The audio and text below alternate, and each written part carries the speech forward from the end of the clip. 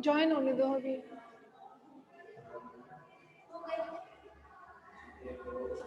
पंद्रह थी अभी, 15।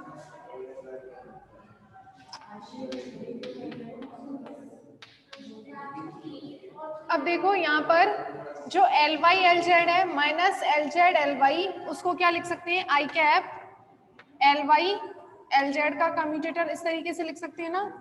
इसको आप स्मॉल ब्रैकेट बना दो जिससे कंफ्यूजन ना हो, ठीक है। ये होल ब्रैकेट में, बड़े ब्रैकेट में ऐसा लिख सकते हैं, माइनस जे कैप, इसको बड़े ब्रैकेट में कैसे लिख सकते हैं, L x and L z. इसको ओपन करेंगे तो L x L z minus L Z L x plus k cap, इसको क्या लिख सकते हैं, L x L y minus L Y L x को एल एक्स एल वाई। अब तुम्हें इन तीनों की वैल्यू पता है कि एल वाई एल जेड कितना होता है, एल एक्स एल जेड कितना होता है, एल एक्स एल वाई कितना होता है, यहाँ पर बताया हुआ है। तो उसको कैसे लिख सकते हैं आप, L cross L vector is equal to कितना आ जाएगा, आयोटा, सॉरी ये तो i cap j cap k cap है आपके, ठीक है। एल बाई एल जेड को कितना लिखेंगे, iota H cross L Z L x, फिर है minus j cap L x L z को कितना लिख लेंगे, L x L Z, L x L z कितना हो जाएगा, minus iota H cross L y, क्योंकि कम्यूटेटर में मैंने आपको ये बताया है कि ए कैप बी कैप किसके इक्वल होता है, minus of B cap A cap के इक्वल होता है। यदि आप इनको रिवर्स करेंगे मतलब आप साइक्लिक ऑर्डर में नहीं होंगे, क्योंकि देखो L x L Y L z, x to y होगा तो जेड आएगा, वाई टू जेड होगा तो एक्स आएगा, जेड टू एक्स होगा तो वाई आएगा। साइक्लिक ऑर्डर में चलेंगे तो सभी पॉजिटिव आएंगे और ये हो जाएगा anti cycle L x L Y. तो एल एक्स एल वाई कितना हो जाएगा, L L x L Z ये वाला, ये हो जाएगा minus iota H cross L y plus k cap L x L y कितना हो जाएगा, iota H cross L z, ठीक है। तो यहाँ से आयोटा एच क्रॉस सब में से मैं कॉमन ले लेते हैं, तो कितना आएगा, L x i cap L y minus minus plus हो जाएगा, एल वाई जे कैप और एल जेड के कैप, और इस पूरे को क्या लिख सकते हैं, एल वेक्टर। तो ये प्रूफ हो गया iota H cross L vector. L cross L कितना आएगा, iota H cross L vector, यहाँ लिख देते हो, नीचे दिख नहीं रहा, iota H cross L vector, ठीक है।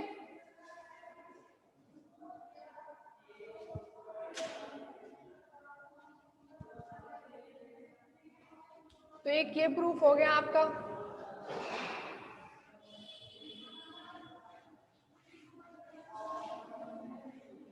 ये वेक्टर लिया था हमने, संकारक नहीं था, क्या था, वेक्टर था, तभी तो L x L Y L z लिया था।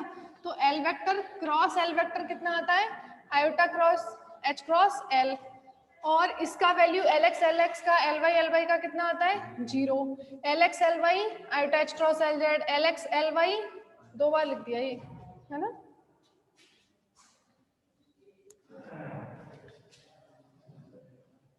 ठीक है,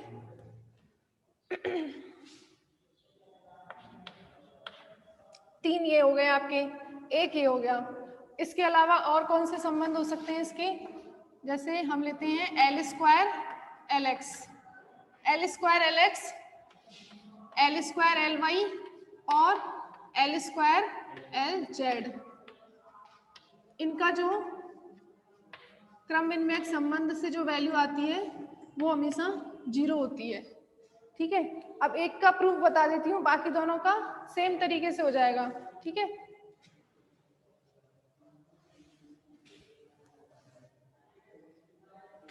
लेके चलते हैं ये वाला एल स्क्वायर एल एक्स, ठीक है।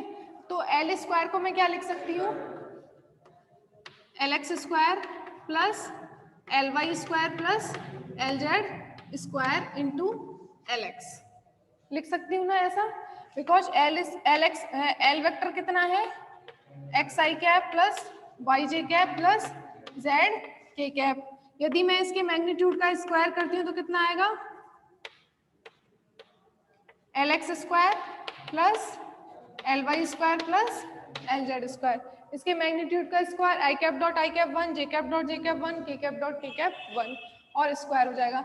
अब मैंने एक टर्म जो आपको कल बताया था क्रम विन्यायक संकारक का गुणधर्म a plus C plus D इस तरीके से हो, तो आप क्या लिखेंगे इसको a into A D plus B D plus C D, इस तरीके से लिखते हैं B D plus C D. ठीक है, इस तरीके से ब्रेक करके लिखते हैं इसको। तो यहाँ पर ये ए बी सी और ये डी, तो आप इसको ऐसे लिख सकते हैं L x square L x plus L Y square L x plus L Z square L x. कोई दिक्कत है यहाँ तक? L x square L x L Y square L x दिख नहीं रहा, देखो बोर्ड में बिल्कुल भी है वहां पे।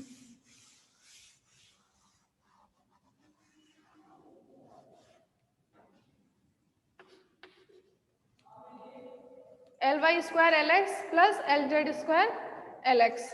ठीक है, अब यहाँ पर मैं इसको इक्वेशन नंबर 1 दे देते हैं। ठीक है, अब इसमें पहले इसका वैल्यू निकालेंगे, फिर इसका वैल्यू निकालेंगे, फिर इसका वैल्यू निकालेंगे, तीनों को ऐड करना है।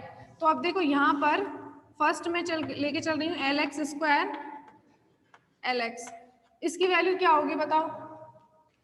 0 ही हो जाएगी। देखो इसको ऐसे लिखेंगे, एल एक्स स्क्वायर को मैं क्या लिख सकती हूँ एल एक्स। ठीक है, अब ये कौन सी फॉर्म हो गई? ए कैप बी कैप एंड सी, तो इसको कैसे लिखते हैं? ए सी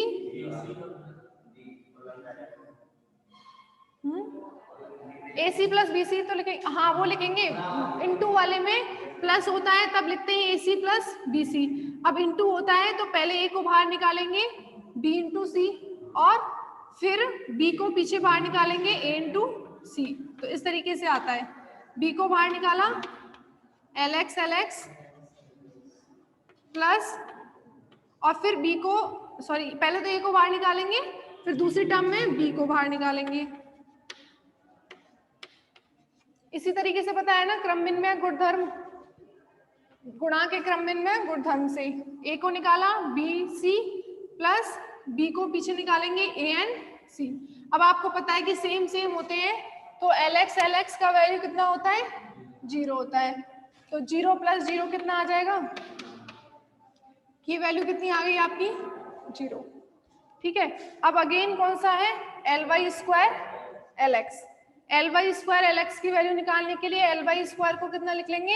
L y into L y, यहां पर निकाल देती हूँ।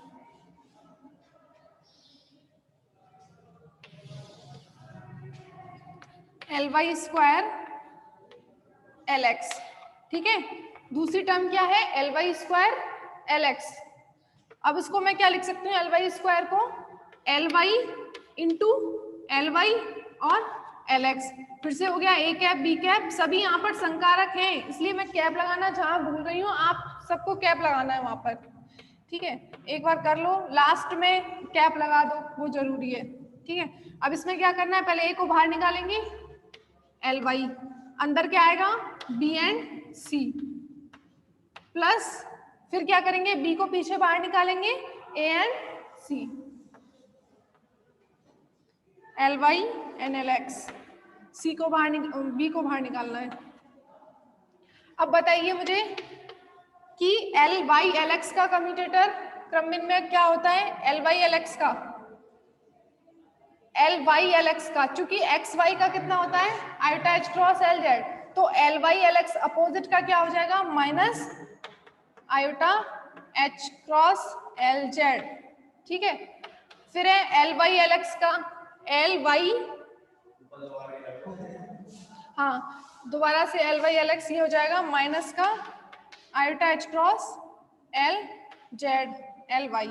दोनों कैंसिल हो रहे हैं, कैंसिल हो रहे हैं ना? 0 ही तो चाहिए।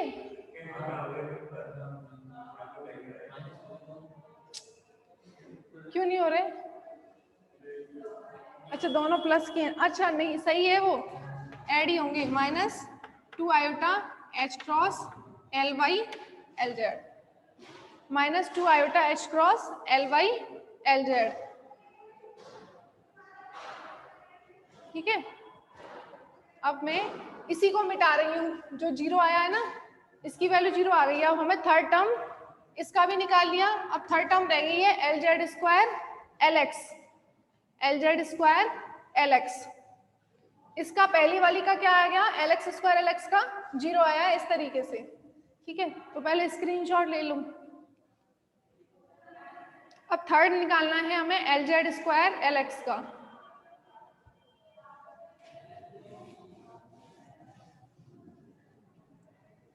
मन लगाकर डेली रेगुलर क्लास लोगे तो समझ में भी आएगा और अच्छी भी लगेगी पढ़ना। एल एक्स, ठीक है, इसको मैं क्या लिख सकती हूँ, एल जेड एल एक्स। ठीक है, उसी तरीके से आप इसको पहले एल जेड को बाहर निकाल लेते हैं, एल जेड ये हो जाएगा L Z L X minus plus आएगा एल जेड एल एक्स, बाहर आ जाएगा एल जेड। अब बताओ इसमें एल जेड एल एक्स की वैल्यू कितनी है, जेड एक्स ये वाला iota H cross L Y, फिर से iota H cross L Y, और ये हो गया एल जेड। तो टोटल वैल्यू कितनी आ रही है, 2 iota H cross L Z L Y. तो फर्स्ट टर्म तो जीरो आ गई, सेकंड वाले का कितना आ रहा है, L Y square L x का value minus 2 iota H cross L Y L Z, और थर्ड टर्म कितनी आ रही है, 2 iota H cross L Y L z. क्या आ रहा है टोटल बताओ, जीरो माइनस और प्लस, सेम टोटल जीरो ही तो प्रूव करना था हमें। तो अभी जैसे इसको इक्वेशन 1 दे दिया तो उसको जो जीरो आई थी उसको फर्स्ट 2 दे देते हैं, ये 3 एंड 4। तो equation from second third and fourth, second ये थी आपकी L x square L X is equal to zero, जो प्रूफ की थी ये मिटा दिया। तो फर्स्ट सॉरी ये सेकंड थर्ड और फोर्थ से मान फर्स्ट में रखने पर, तो मैं सब मिटा रही हूँ, वही रह जाएगा बस। सेकंड थर्ड और फोर्थ से मान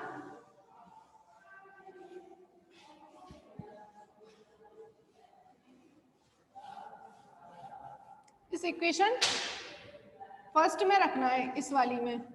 ठीक है, तो यहाँ से आ गया एल स्क्वायर एल एक्स, इसका वैल्यू आया जीरो, इसका minus 2 iota H cross L Y L Z, और इसका plus 2 iota H cross L Y L Z. ये कैंसिल हो गया, तो यहाँ से इसकी वैल्यू जीरो प्रूफ हो गई। ठीक है, तो इसने हमने ये वाली प्रूफ कर ली, एल स्क्वायर एल एक्स का वैल्यू जीरो। इसी तरीके से आप कर सकते हैं एल स्क्वायर एल वाई का, एल स्क्वायर की जगह पर तो L x square L Y square L Z square ही लिखेंगे, यहाँ पर क्या आएगा एल वाई, तो एल वाई के साथ आएगा, ये एल वाई के साथ, ये एल वाई के साथ, तो L Y square L Y वो जीरो होगा। ठीक है, और इसमें थर्ड वाले में L Z square L Z zero होगा।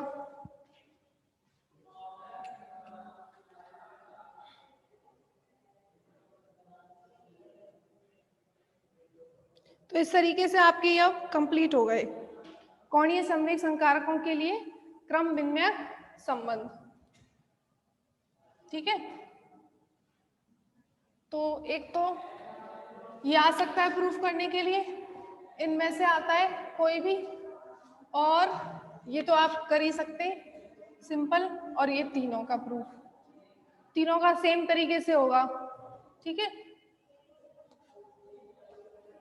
और इसके अलावा यदि आपसे ऐसा, ये तो आपको बता ही दिया कि एल वाई एल एक्स होगा तो यहाँ माइनस आ जाएगा, एल जेड एल वाई होगा तो ये माइनस होगा, और एल एक्स एल जेड होगा तो ये minus iota H cross L Y होगा, और सेम वाले जीरो होंगे।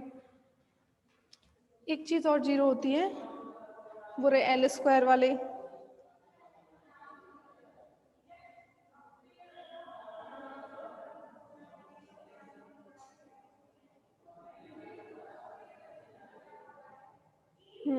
यही है बस।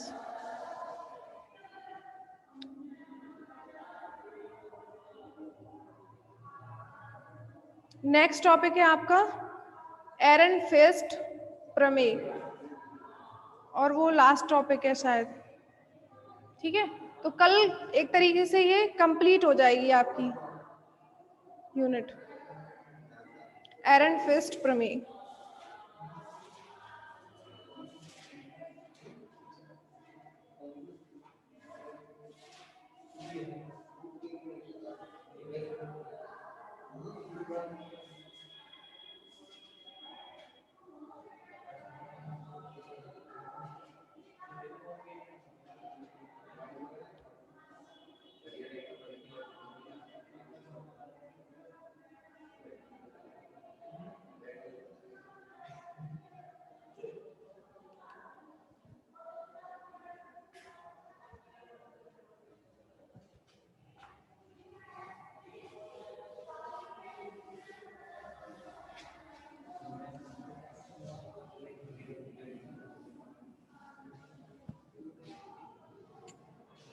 संकारक वैसे आपके कंप्लीट हो गए। संकारक में मैंने कौन कौन से प्रकार बताए थे?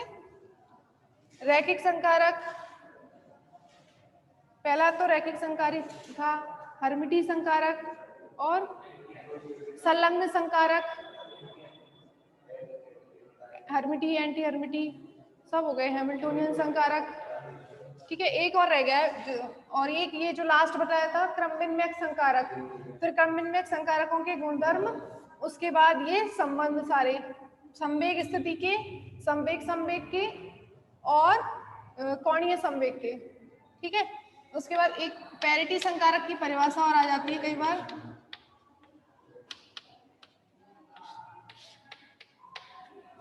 एक ऐसा संकारक है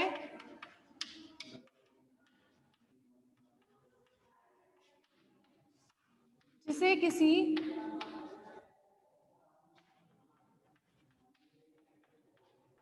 फलन पर, जिसकी किसी फलन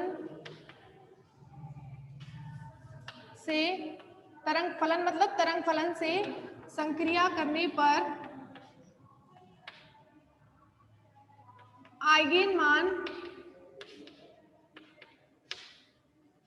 +1 और या -1, +1 या -1 प्राप्त होते हैं। ठीक है, यह संकारक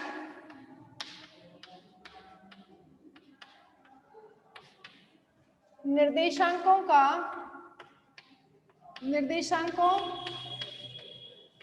XYZ को, यह संकारक तरंग फलन के निर्देशांकों, ऐसे लिखो, तरंग फलन के निर्देशांकों XYZ को -x, -y, -z में रूपांतरित करता है। यह संकारक क्या करता है? जब इस संकारक की किसी तरंग फलन पर संक्रिया कराते हैं तो यह संकारक उस तरंग फलन के जो स्थिति निर्देशांक हैं XYZ, उनको -x, -y, -z में रूपांतरित कर देता है। और इसे किससे प्रदर्शित करते हैं? इसे p वेक्टर, यानी कि संकारक है तो p कैप से प्रदर्शित करते हैं। इसे p कैप से प्रदर्शित करते हैं। तो देखो ये पैरिटी संकारक है, उसको आपने किसी तरंग फलन साई पर अध्यारोपित किया, जिसका तरंग फलन जैसे आप लिखते हैं ना साई RT, तो R क्या होता है उसमें? XYZ ही तो होता है। R क्या होता है? XYZ होता है। तो आप इसको ऐसे लिख लीजिए XYZ एंड T।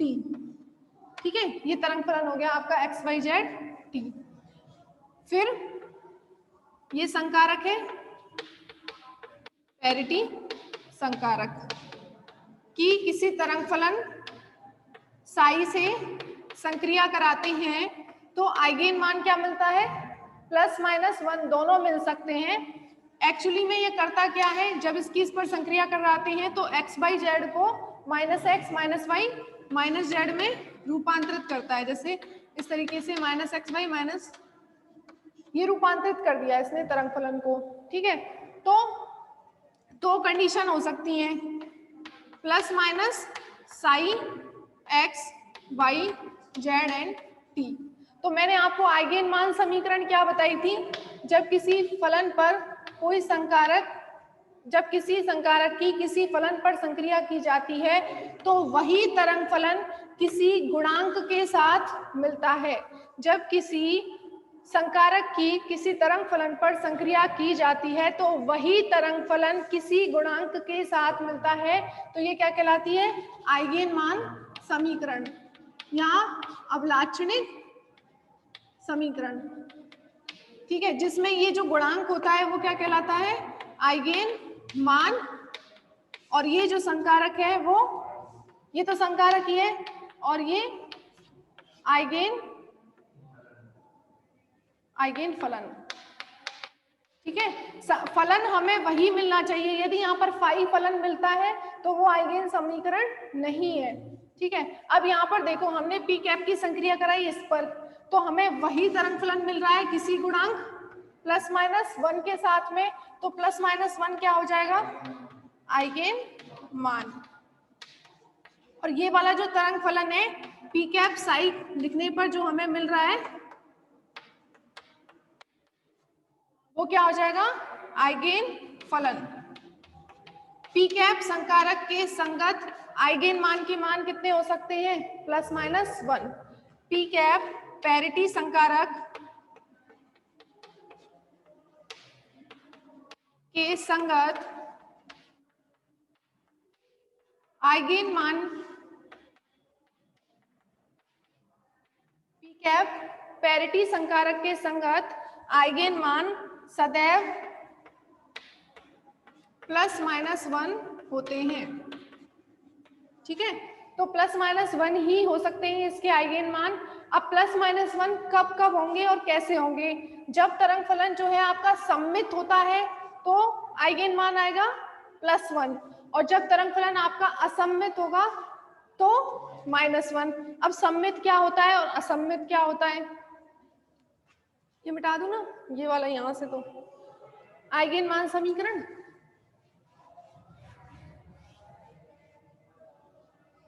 इसी में ऐड कर दो। जब तरंग फलन,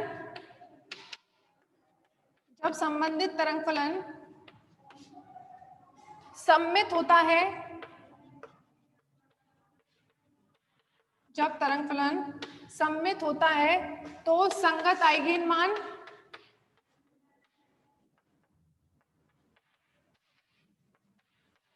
+1 होता है, और जब तरंग फलन जब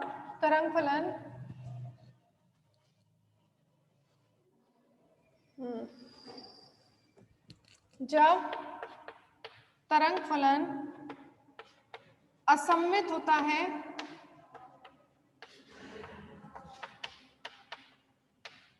तो आइगेन मान पैरिटी संकारक के संगत कितना होगा, -1 होता है। सिर्फ ये पैरिटी संकारक की बात कर रहे हैं तभी आइगेन मान +-1 होगा।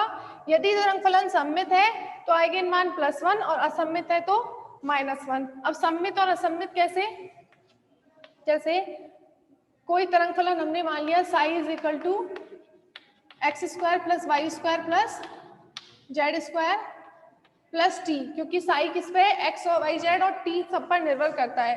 अब इसमें यदि आप साई -x माइनस लिखते हैं, इसको मैं ऐसे लिख देती हूँ, Sai x y z and t, वो कितना है, x² + y² + z² + t। अब इसमें यदि मैं माइनस लिखती हूँ तो देखो -x का होल स्क्वायर -y का स्क्वायर -z का स्क्वायर सब क्या होगा, वही आ रहा है हमें फलन। इसका मतलब क्या है, साई x y z